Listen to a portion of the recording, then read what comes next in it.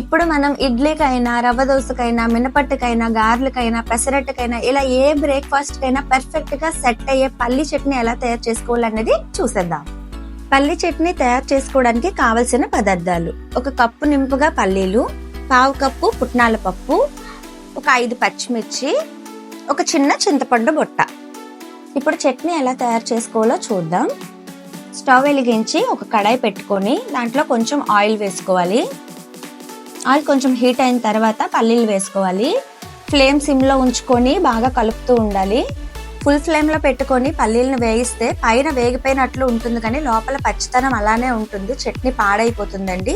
కాబట్టి స్లోలోనే ఫ్లేమ్ని ఉంచుకొని చక్కగా పల్లీలని వేయించుకోండి. పల్లీలు కొంచెం వేగిన తర్వాత అందులో చిదుముకున్న పచ్చిమిర్చిని వేసుకోవాలి.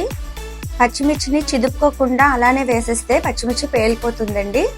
ముక్కలు చేసైనా వేసుకోవచ్చు.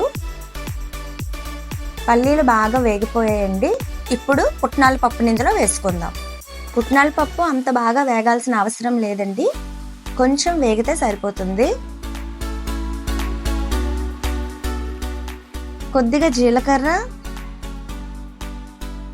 ఒక 10 గింజల్లాగా ధనియాలు ఇలా 1-2 నిమిషాలు వేయించుకున్న తర్వాత స్టవ్ ఆఫ్ చేసుకోవాలి. వేయించుకున్న పల్లీలు రూమ్ టెంపరేచర్కి వచ్చినంత వరకు వెయిట్ చేసుకొని అందులో చిన్న చింతపండు బొట్ట వేసుకొని మిక్సీ చేసేసుకోవడమే. పల్లీలు రూమ్ టెంపరేచర్కి వచ్చేసేయండి. ఇప్పుడు చక్కగా మిక్సీ చేసుకుందాం.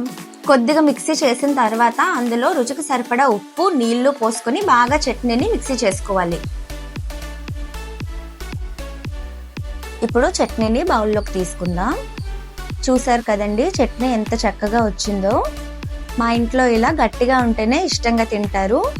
మీకు నచ్చిన కన్సిస్టెన్సీలో మీరు వాటర్ పోసుకొని చక్కగా చేసుకోవచ్చు. ఇప్పుడు ఈ చట్నీలోకి తాలింపును వేసుకుందాం.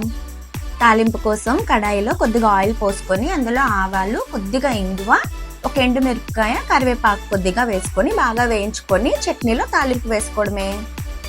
ఇలా చట్నీలో తాలింపు వేసుకుంటే చాలా బాగుంటుంది.